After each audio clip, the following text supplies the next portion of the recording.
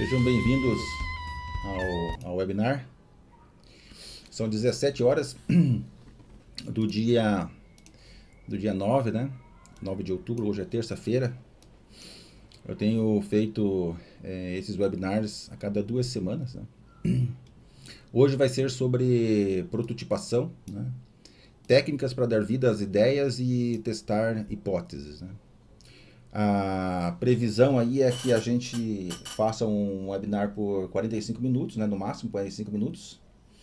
Se vocês tiverem dúvidas, podem postar ali no chat ou mandar a pergunta aqui para o meu WhatsApp, tá? Então fiquem à vontade para escolher o método aí para fazer as questões. Eu vou deixar um tempinho mais no final ali para fazer essas questões. Bom, deixa eu dar aqui para o próximo. Bom, o que nós vamos conversar hoje? A gente vai conversar sobre a questão do protótipo, né? Protótipo, Design Thinking. Mas a agenda ela continha os tipos de protótipos diferentes, né? A parte de uso de materiais expressivos, as várias ferramentas, né, que a gente tem para fazer prototipação, storyboards, esboços, o paper prototype, impressoras 3D. Vamos falar sobre várias ferramentas, tipos de software que existem, né, e outras formas de construir os protótipos. E também sobre a parte de testes, né? E aí no finalzinho vamos tirar as dúvidas, tá? Esse webinar, então, aqui, uma coisa é o protótipo, né? A gente poderia falar só sobre o protótipo. Tem muita gente que foca só aqui. Definição do desafio, a ideação, daí a prototipação e daí o teste. Porque assim a gente tem um contexto onde a gente pode realmente avaliar o protótipo, né? Fazer uma avaliação do protótipo do ponto de vista de negócio, né? A empatia aqui é o primeiro item, né? Normalmente é a primeira fase, né? Antes mesmo de se pensar no protótipo em si, né? A empatia ela tem um efeito fantástico, né? Quando os clientes participam da questão da conexão emocional do criador e da criatura, né? Faz uma ligação emocional entre os dois, né? Eles passam a ter realmente amor aí pela solução, né? E eu incentivo também que as pessoas conheçam de algumas outras técnicas, né? Para conseguir gerar essa empatia. Técnicas aí como etnografia, por exemplo, assim, a etnografia ela foi muito usada em outros anos. Por exemplo, assim, você pensa num antropólogo, né, fazendo estudos de etnografia em tribos de indígenas, né? Mas hoje em dia a gente pode aplicar as mesmas técnicas aplicadas ao design, né? Conhecer as diferentes tribos, mas as tribos atuais, né? Tribos aí ligadas a mídias sociais, né? Os nossos usuários, os funcionários, os clientes, hoje cada vez mais nessa linha aí, né? E também disciplinas como, muitas vezes, como a parte de semiótica, né? Para a parte de significados também, para que a gente se torne cada vez melhores comunicadores aí, né? Hoje tem várias ferramentas no mercado para isso aqui, tá? Para a parte da empatia. Tem até hoje mapas, né, de empatia, onde você analisa o persona para quem você depois vai fazer todo esse percurso, incluindo o protótipo, para saber como que ele, o que ele vê, o que ele ouve, o que ele sente, né?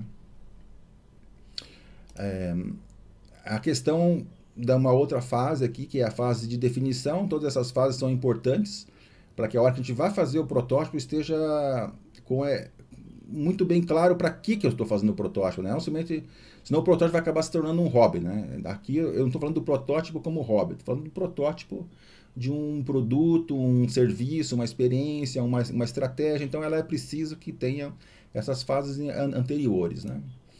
Então quando a gente vai falar, por exemplo, antes de chegar aqui no protótipo, a parte de definição, né, do desafio, a gente pode enxergar isso, até porque muitas vezes, pelo menos das vezes que eu tenho participado, né, a gente vem fazendo trabalhos de desenvolvimento, né, de um mapa, né, de experiências, né, para conseguir estudar essas experiências, né, quer elas sejam experiências do cliente, do usuário ou do empregado, né. E olhando aqui, antes mesmo de ir para um protótipo, quando a gente está falando dessa abordagem, de uma abordagem de mapa de experiências, né? De criar uma nova experiência para o cliente, o usuário ou o empregado, a gente mapear claramente quem é esse persona, né? Então, os vários personas que estão ligados ao processo, né? E também qual é o momento em que a gente vai fazer um destaque, né? Para trabalhar um determinado momento. Quando a gente faz essa conexão, a gente consegue definir um alvo, né? Consegue definir um desafio de uma forma bem mais clara para começar a etapa de prototipação, né? Na verdade, para começar a etapa de ideação que vem antes da etapa de prototipação. Então, o que é aqui um desafio, por exemplo, bem definido? Então, ele é um alvo, né? Então, estabelece-se um alvo e esse alvo passa a ser o desafio, né? E é importante que se escreva esse alvo de alguma forma, de uma forma bem clara, né? Para se trabalhar depois a ideação, né? A forma como eu tenho normalmente trabalhado, né? Pensando, por exemplo, em técnicas de design e técnicas mais modernas, né? Os próprios OKRs, né? E esses OKRs muitas vezes divididos em dois, né? O objetivo e o indicador, né?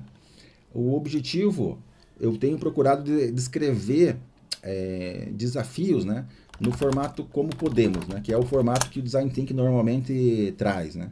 Então, como podemos melhorar a experiência do consumidor, por exemplo? Como podemos melhorar a experiência do cliente?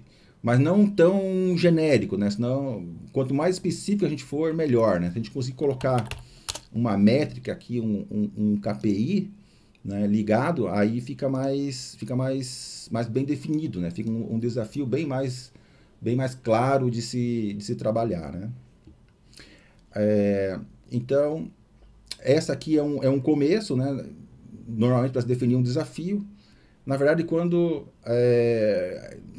a gente define os desafios, aí existem também uma questão relacionada a restrições, né? Restrições para esses desafios.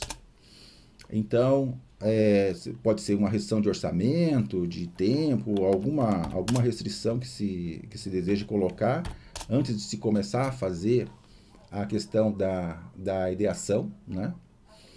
E, normalmente, quando pega esse ponto todo aqui, é como se estivesse falando do briefing, né? O briefing de design está aqui, né? Tá o desafio e tem também as restrições. Mas como hoje aqui a gente está falando da questão do protótipo e ele como elemento central, para que a gente também faça o teste das hipóteses, né? Também é importante que quando se está analisando esse mapa de experiências, que a gente também formule aqui quais são as hipóteses, né? Quais são as hipóteses numa relação causa-efeito, né? Causa-efeito em relação ao que eu estou esperando depois que eu suposições que eu tenho, né, em relação a esse momento aqui desse persona e o que vai acontecer com ele. É claro que tem muitas dúvidas também nesse momento quando está definindo o desafio. Então essas dúvidas aqui, elas são muito importantes porque é preciso colocar essas perguntas, né? Então pergunta 1, pergunta 2, pergunta 3, listar bem essas questões, porque o protótipo, quando a gente começar a construir o protótipo, eu tenho muito claro já qual é o desafio, né, que eu estou me propondo a superar, qual é as questões das restrições aqui, né, as hipóteses e as dúvidas, né? Então eu consigo montar, eu não vou apagar aqui porque eu quero depois fazer um comentário geral, as questões se eu sei isso, eu até poderia fazer um plano de coleta de dados, né? De coleta de dados para que, não precisa ser uma coisa formal, né? Pode ser até no papel de pão, mas como é que eu pretendo, depois que eu tiver com o meu protótipo pronto, como é que eu pretendo, eu posso ir aperfeiçoando isso, mas o ideal é que eu tenha isso a priori, né? Checar essas relações de causa e efeito e conseguir responder essas dúvidas, né? Então, essa fase inicial aqui, ela é muito importante, né? Essa questão de definir aqui o KPI, definir o desafio, né? Ali estava do como podemos, apagou ali, mas como podemos superar esse desafio, colocar esse desafio no formato do Como Podemos, as relações de causa e efeito aqui, né? E as dúvidas, né? Elencar as dúvidas para que a gente consiga elencar aí um plano de coleta de dados para daí sim conseguir fazer o teste, já com alguma coisa planejada. Porque senão eu vou fazer o protótipo por fazer e aí vira hobby, não vira uma prática realmente de negócio, de criar uma nova experiência, um novo produto, um novo serviço, né? Então, voltando aqui, né, a gente falou da empatia, definição, eu vou para a ideação, eu vou passar mais tempo aqui no protótipo, claro, porque é o foco do webinar, mas eu queria mostrar o contexto, né, da prototipação, que tem-se atividades a se fazer antes até chegar no protótipo. Empatia com o cliente, o usuário, o empregado, dependendo do foco, né, do alvo, a definição do desafio ali, como podemos, o briefing, né, essas hipóteses, as perguntas, aí a ideação, né? Na ideação, o que a gente trabalha? Muito a questão de momentos, né, de divergência e convergência. Deixa eu pegar só o preto aqui. Né? Divergência e convergência de ideias, né? Tem uma série de técnicas para se fazer isso, né? Aqui, naquela foto ali, por exemplo, o brainwriting, né? Técnicas de brainwriting para escrever essas ideias, materializar essas ideias, colocar elas no papel, né? Tanto para explorar mais os problemas, quanto para conversar sobre as possíveis soluções, criar novas ideias a partir da combinação de ideias, né? E depois evoluir essas ideias para alguns esboços, né? Sketches, né? Sketches, esboços. Aqui, por exemplo, tem alguns esboços mais sem estruturação, alguns outros já seguindo algum tipo de técnica. Essa aqui, por exemplo, é a técnica do Crazy 8S, né? Na verdade, eu prefiro chamar ele de quadradinho de 8, né? Que eu acho que assim fica mais abrasileirado. Vamos fazer uma tradução literal ali dos quadradinhos de 8, né? Quando você tem uma ideia e você abre variações dela numa folha de papel mesmo, só dobra em 8 pontos, né? Então são técnicas aqui para se fazer isso. Também tem outras técnicas que podem ser aplicadas, né? Como, por exemplo, muitas, né? Várias técnicas, não é uma só, né? Para fazer storyboard, né? Imitando gibis, revistas, dá para usar técnicas de teatro, né? Filmes, né? Para se fazer isso. E votações também, né? Uma série de técnicas de votações para que se direcione melhor o protótipo, né? O protótipo, quando ele é montado junto com o design thinking, né? Ele não é um isolado, uma pessoa constrói um protótipo.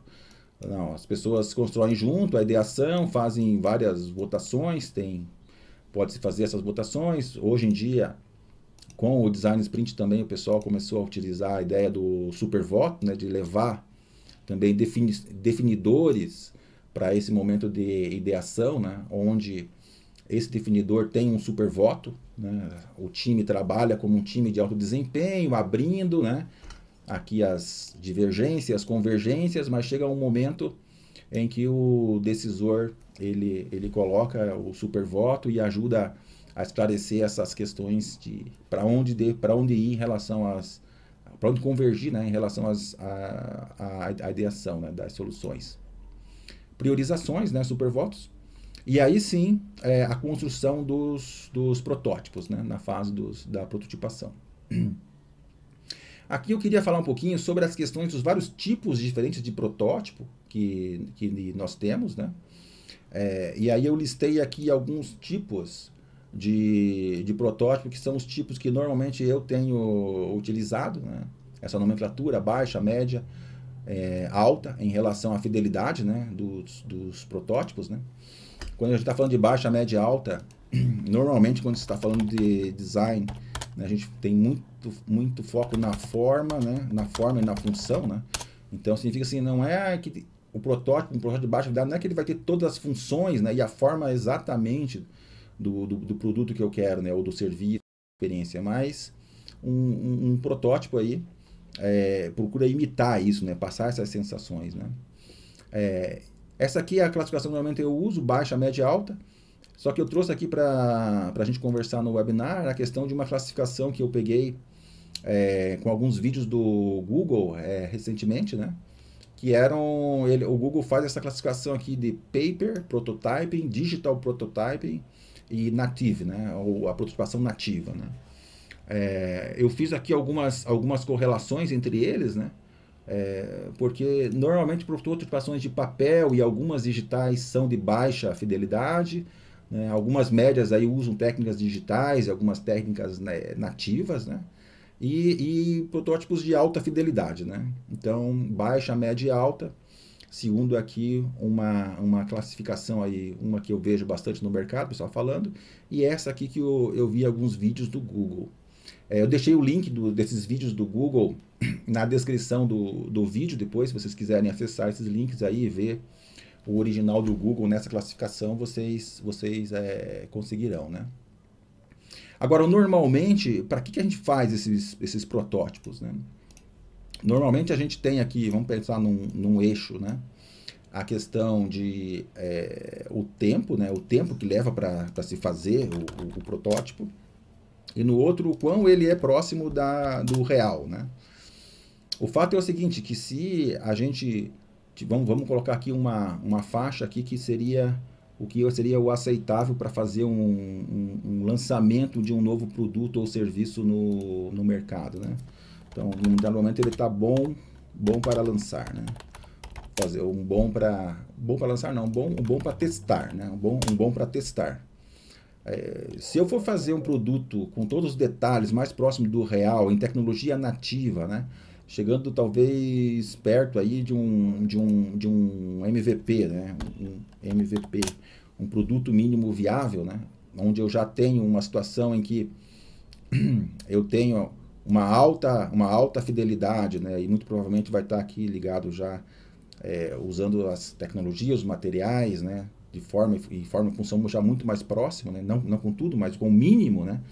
Para poder ter um cliente piloto, eu vou levar um tempo aí para conseguir fazer isso, né? Um tempo normalmente alto, né?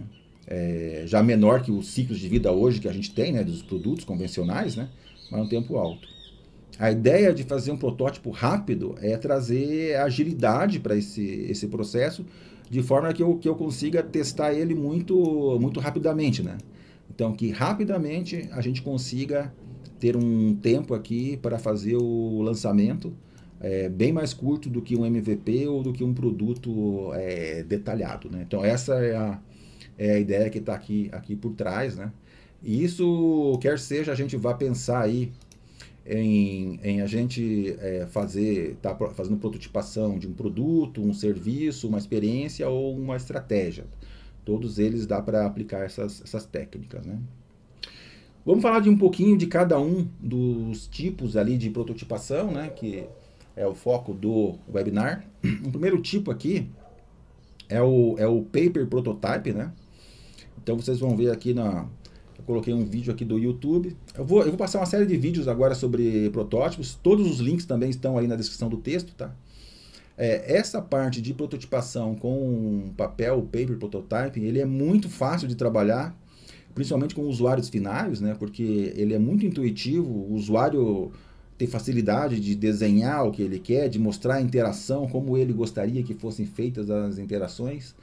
E é um tipo de prototipação de baixíssimo custo, muito fácil de explicar e dá para rapidamente explicar para o usuário, e em questão de minutos ele começa a te ajudar a montar e a fazer os protótipos, né? E a mostrar que tipo de interação o usuário gostaria de fazer com os protótipos, né?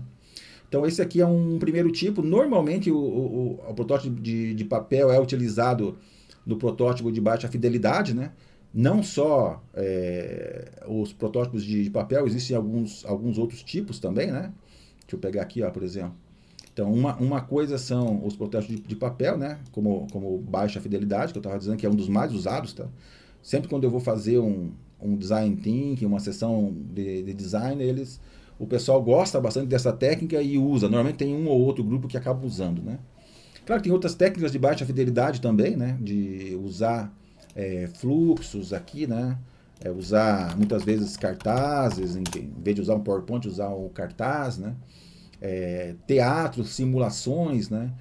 Fazer simular, né, a conversa entre as pessoas e como é que a solução vai interagir no meio do relacionamento entre as pessoas, né? Discursos, né?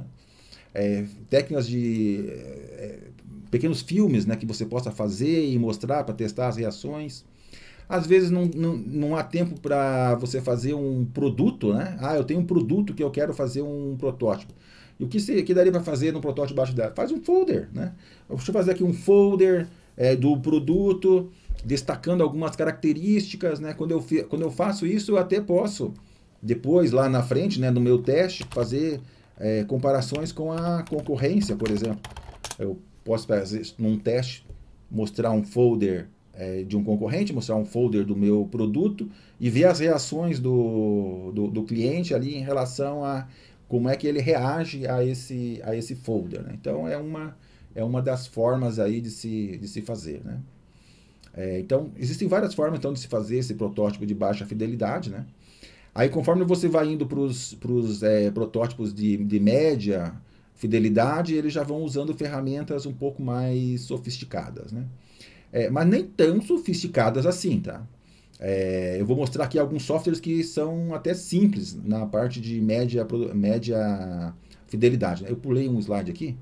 Aqui eram os materiais lúdicos que normalmente a gente utiliza, né, para fazer prototipação de baixa fidelidade, né? Então, usa aí revista, tesoura, barbante, uma série de outros materiais, né? Aí o pessoal ou faz aquele paper prototype, ou faz cartaz, ou faz... se vira nos 30, né? Mas o fato é o seguinte, enquanto a pessoa está apresentando o protótipo, né, ele tem cada partezinha do protótipo, uma vez que o protótipo de baixa fidelidade foi montado logo depois da sessão de ideação, cada coisinha que que o usuário ou o cliente ou o empregado está mostrando ali, né, no protótipo, tem uma ideia lá atrás que nasceu, que ele quer dar ênfase, e é importante essas observações, né? Então, não raro é a gente filmar, né, a apresentação do protótipo de baixa fidelidade, e o entregável do protótipo não é exatamente o protótipo, mas a filmagem da apresentação do protótipo de baixa fidelidade, né? Indo então para os de médio, que eu falei que começa a sofisticar, mas nem tanto, existem uma série de softwares hoje no mercado para se trabalhar prototipação, né? Então tem esses aqui, alguns que o próprio Google recomenda, né? Marvel, InVision, Atomic, né? Uma coisa que eu fiquei bastante surpreso quando comecei a ver as técnicas ligadas a Design Sprint, né? Opa, escrevi mal aqui, só um pouquinho. Design Sprint. Quando comecei a ver as técnicas de Design Sprint, o quanto que nesses protótipos para fazer teste com os clientes de das soluções, né, vinha sendo utilizado o Keynote, né? O Keynote é aquele o software de apresentação da Apple, né? E usar um software como esse para fazer o protótipo, né? É muito baixo custo, né? E você consegue fazer coisas muito boas com essa ferramenta. Aqui tem um vídeo do YouTube sobre essa questão aí, né? Que hoje já pode... É a Kinotopia, né? Então, assim, como é que essa plataforma, ela se divulgou, ela começou a ser tão divulgada, né? Por quê? Porque é uma forma muito simples de fazer prototipação, né? Você faz com um software de apresentação, né? Um PowerPoint, né? Ou pode ser o Office gratuito também, né?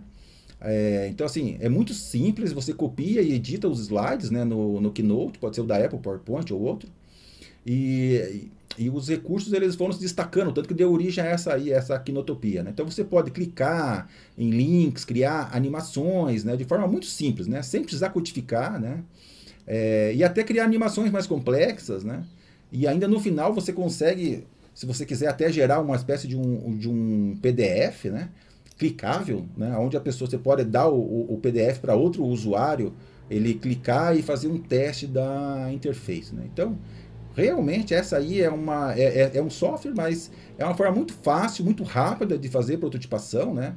sem necessidade de software complicado, né? Sem precisar aprender a programar, né?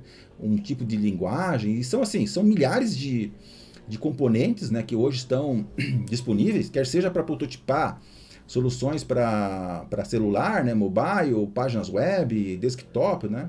E o pessoal vem sempre aumentando, né, esse número de recursos aí, de componentes para serem usados, né?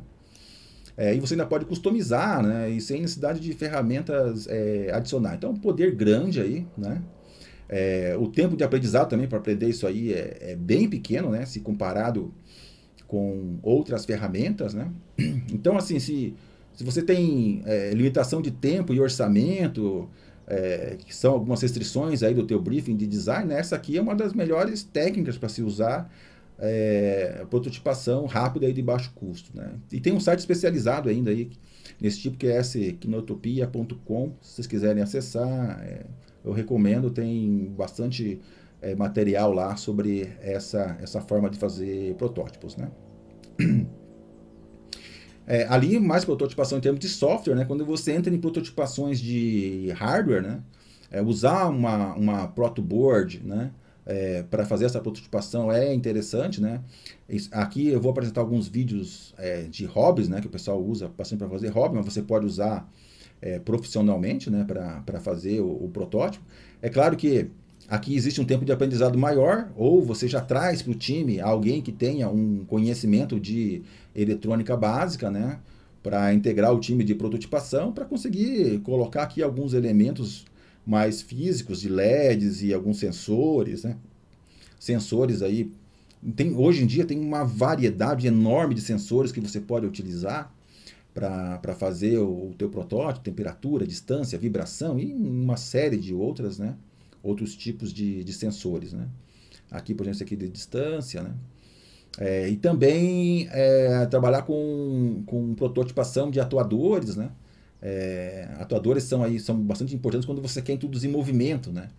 Ou parar o movimento, né? Simulando pegar um objeto, por exemplo, quero fazer um protótipo de um produto que faz isso, você pode usar esses atuadores, né? Simulando aí uma parte, pode ser pneumática, hidráulica ou motores, né? Normalmente motores pequenos são usados aqui nesse tipo de protótipo, né? Aqui é um vídeo de um robozinho, né? Deixa eu só tirar esse som aqui. É um vídeo de um robozinho. O que eu queria chamar a atenção aqui é que, apesar de ter sido construído ali hobby, né, o pessoal está usando o Arduino, né? E o Arduino é uma ferramenta muito boa, barata, fácil de aprender e usar para se fazer esse tipo de protótipo, né? Então, assim, hoje a quantidade de componentes para o Arduino é muito grande, né? E você pode usar ele conectado aí a sensores, atuadores, dispositivos de entrada, né, de visualização, né? Tanto do ponto de vista de hobby, como realmente para construção de protótipos de média e até alguns de alta fidelidade aí em relação a essas ferramentas. Aí é sensacional, tá? Isso aqui é só um, né, Aí na internet tem um monte, tá? Se você for pesquisar, tem muita coisa de Arduino e de robótica para você trabalhar, né? Uma outra ferramenta também para fazer prototipação muito importante são as impressoras 3D, né? Então, deixa eu pegar aqui, 1,30, mais ou menos por aqui. Então, assim, as impressoras 3D, elas são ótimas, né, para criar rapidamente peças para protótipos, né? Você pode usar isso para o seu produto atual, né? Complementar algumas partes do produto atual para criar um produto novo, né? Usando a impressora 3D, né? Deixa eu pegar mais um pouquinho para cá, 2,20 por aqui. Né? Então, assim, e as impressões 3D, elas são ferramentas de manufatura aditiva, né? Onde a peça ela é produzida imprimindo-se, né, camada por camada, uma sobre a outra, né? Formando essas três dimensões, né? A largura, a altura e a profundidade, né? Então, deixa eu pegar aqui, mais ou menos aqui no 3,25 que eu tinha marcado. 3,25 já foi. Vou pegar mais para cá. Tá, então, essas questões aqui das impressoras 3D, né? Aí você pode dizer assim, mas eu não tenho uma impressora 3D, fica cara, né? Hoje em dia, tá? Hoje em dia, na verdade, existem alguns birôs, né, de serviços, né? Que imprimem, que fazem essa parte da impressão 3D.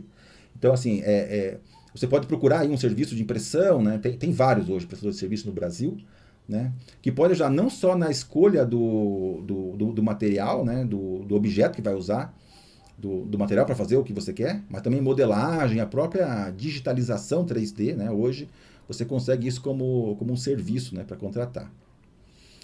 Esse vídeo aqui, né? Quando eu estava assistindo ele, eu estava procurando, na verdade, um vídeo que tivesse o Arduino e alguma coisa de impressão 3D juntos, né? E realmente eu achei ali o vídeo, só que engraçado que depois que eu assisti, a parte que eu mais gostei foi essa aqui que ele vai mostrar aqui no começo, porque ele mostra depois, é claro, o protótipo pronto ali, mas ele fala de uma parte aqui, deixa eu só tirar aqui, que assim, ele achava que a expectativa dele era essa, né? Que ele ia ter a ideia e ele ia fazer o protótipo, ia chegar lá rapidinho, né? Como a gente falou, protótipo, rápido e tal, né? E aí ele se encontrou com a realidade, né? De quando ele foi montar o protótipo, né? E essa realidade, olha lá, a curva dele ficou igual à marca da Nike, né?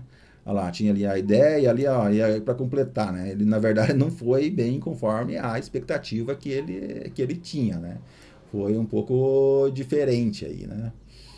Então tem algumas lições aprendidas que às vezes, né, a realidade ela é diferente do que a gente imagina, né? Então, assim, ele conseguiu usar a impressora, né? Mas teve que fazer vários ajustes manuais aí, né? Vocês vão ver aqui para frente, deixa eu soltar aqui. Deixa eu pegar aqui no 6, mais ou menos por aqui. Aqui 6. Quando eu cheguei aqui, por exemplo, aqui, ó, aqui ele já estava montando ali as peças, aqui ele já estava colocando ali um Arduino ali, estava colocando um shield já no Arduino, mostrando como é que ele foi montando, né? Mas o fato é o seguinte, né? Às vezes a gente tem expectativas de que vai ser rápido o negócio e ela não é. E daí a importância, vou usar uma ferramenta para fazer a prototipação. Você já conhece essa ferramenta? Não conhece? Já testou? Tem alguém na tua equipe que já domina essa ferramenta, tal? Traz ela para o time, porque vai ser melhor do que ou ter uma curva igual aquela curva que ele colocou aqui, né? A curva estilo Nike, né? Onde para fazer o protótipo foi muito mais difícil do que o que ele imaginava, né? De qualquer forma, o que eu chamo a atenção é assim, eu queria chamar a atenção que é juntar tipos diferentes de prototipação, né? Aqui e juntou uma impressão 3D com a técnica do Arduino, né? Aqui já uma técnica já mais avançada, né? Deixa eu soltar o som dele aqui, ó. Então, por exemplo, ali ele tá mostrando um espelho, né? Aqui ele já usou uma ferramenta já mais poderosa que o Arduino, que é o Raspberry Pi, né? Que daí já roda o sistema operacional dentro, já pode fazer uma série de outros pedidos e conversação, aí já é mais avançado, né? Já não é tão simples quanto o Arduino, né? Não é tão simples, mas também dá para fazer coisas, protótipos mais sofisticados utilizando o Raspberry Pi. Então aí fecharam os vários tipos que eu queria abordar de protótipos, né? Fazendo um resumo agora aqui para ir já para a questão do teste, né? E ver se vocês têm algumas perguntas. A questão é a seguinte: aqui nós falamos aqui da importância da empatia, né? Depois de definir bem o problema, da ideação, aí sim faz o protótipo, várias técnicas para fazer protótipo, mas a ideia do webinar que eu tinha colocado era técnicas para dar vida às ideias, né? Então, dar vida às ideias, né? Seguindo aqui uma metodologia do Design Thinking, e testar hipóteses, né? Então aí entra um ponto chave aqui desse webinar, né? Que é a questão de como é que, desde lá da fase da definição, né? Se eu fiz determinadas definições de desafios ali, como podemos fazer melhorar a experiência de tal ponto? E indo do indicador, tem um indicador que hoje está numa nota 4, eu quero levar ela para uma nota 6. É um bom desafio, está bem definido lá. Não, mas eu tenho algumas dúvidas. Quais são as dúvidas? Essa. E eu tenho algumas hipóteses. Eu vou fazer isso e vai acontecer isso quando eu for fazer o teste. Tá bom, então aqui você tinha esse plano de coleta de dados, né? O plano de coleta, e quando você faz o teste, realmente você está coletando e analisando os dados, né? Para tirar as suas conclusões. Né? Então, por exemplo, não, no meu produto você pode ter usado lá um folder, alguma coisa com impressão 3D, né? E daí você, puxa vida, mas eu queria checar aqui, eu acho que esta característica é a característica que vai fazer com que o meu produto... Opa, deixa eu tirar outro som aqui. Agora que eu vi que eu deixei ligado o som da música ali, desculpem. Então, o que acontece? Eu vou checar aqui uma parte do... eu acredito que o meu produto tem uma certa característica que quando chegar ali com o concorrente não tem. E o cliente vai escolher o meu produto em relação dele. No teste, eu vou checar, né? Vou chamar ali, hoje, principalmente com as questões do Design Sprint, 5 clientes, por exemplo, o pessoal do Design Sprint recomenda trazer 5 clientes, fazer o teste e checar. Tá, é um folder, deixa eu ver se realmente, qual foi a reação dele, né? É um serviço, né? Como é que é o atendimento, né? Aí pode ser que para o teste eu tenha até que, de repente, alugar um espaço em algum lugar para fazer esse teste. Talvez eu tenha que contratar atores também para me ajudar a fazer o teste, para checar como é que o cliente reage a esse serviço, né? A experiência aqui, né? Checar realmente as reações emocionais do cliente na hora de fazer o teste, porque tinha ali, eu escolhi, lembra, lá atrás, um momento e um persona para fazer. Tá, quais essas reações realmente estão acontecendo, né? Eu estou conseguindo gerar uma experiência, aqui uma experiência uau, né? O pessoal tem usado muito esse termo, né? Criar uma experiência uau pro cliente. Mas aí é no teste, depois do protótipo pronto, é que eu vou checar, né? Então, se eu tinha determinadas hipóteses aqui, né? Hipóteses, lá na definição, né? Se eu tinha determinadas perguntas que eu queria responder, e agora, né? Como é que, analisando aqui, eu vou pivotar e deixar e abandonar essa característica do produto, esse item, ou eu vou perseverar, né? Perseverar, tá certo. Então, aqui é no teste que você vai fazer essa conexão, né? Para saber se você vai pivotar ou vai perseverar. E aí vai para o novo ciclo, né? Vai para o novo ciclo de prototipação, teste e tal. Ou vai para um design sprint, ou vai para uma entrega ágil, né? Para continuar aí no modo ágil de desenvolver produtos, serviços e experiências, né? Então, isso aqui é o que eu queria apresentar para vocês, né? Estou indo aqui para o final. E já encerrando, eu queria dizer assim, esse aqui é o quarto, né? É o quarto webinar aí de uma sequência que eu tenho feito, né? Esse foi o de prototipação.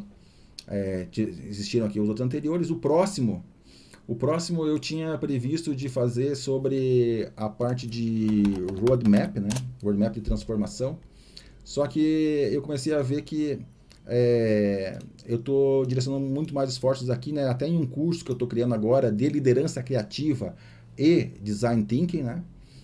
Então não é que eu vou abandonar o roadmap, eu vou acabar falando do roadmap no próximo webinar, né? Mas já num contexto de propósito, né? De como é que eu vou construir protótipo para dar essa questão de senso de propósito, de roadmap, de visão de futuro, né?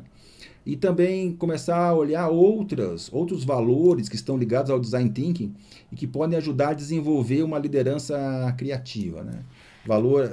Falar um pouquinho mais sobre a questão da empatia, né? De como é que os líderes podem agora trabalhar a questão da empatia para melhorar uma experiência com os colaboradores, né? A própria colaboração, né? entre as pessoas, criatividade, né? Como realmente trabalhar a questão de criatividade, divergente, convergente para os líderes, né? E a questão dos valores de experimentação, né? De como é que fica essa questão da experimentação também. Então, isso aqui é um curso que, na verdade, eu estou começando a oferecer no mercado e que eu acho que vai ficar mais adequado para se fazer o próximo webinar, né? Então, já são 17h40, a gente está se aproximando ali do fim. Vou só fazer um resuminho aqui e abrir ali, ver se tem alguém com alguma questão, né? Então, a gente conversou sobre os vários tipos de prototipação, né? e os vários tipos aí que a gente tem, baixa, média, alta, aquela classificação do Google também, que ele fala, né, do paper virtual e os protótipos nativos, né? Os materiais expressivos são utilizados aqui principalmente para os protótipos de baixa fidelidade, né?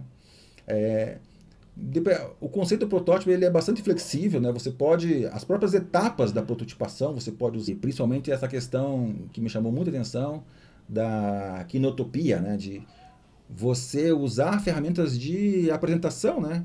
Com aqueles componentes ali para fazer uma prototipação rápida, para fazer teste dessas interfaces com os usuários, né? Quanto mais baixa a fidelidade, mais se aproxima de uma maquete, né? Quanto mais detalhado e num tamanho normal, né? Se aproxima mais de um mockup em relação aos protótipos, né? E aí falando da parte do teste, que é super importante também, né? A questão, principalmente a questão da validação, de pivotar ou perseverar em relação ao que você definiu aqui, né?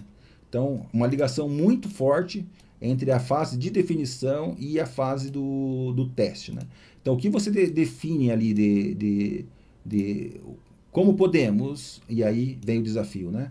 E talvez ilustrado com um KPI para ficar mais evidente ainda o desafio, né? As hipóteses e as perguntas, e aí você faz a ideação, faz a projeção, mas no teste você precisa responder essas questões para poder realmente fazer essa validação, né?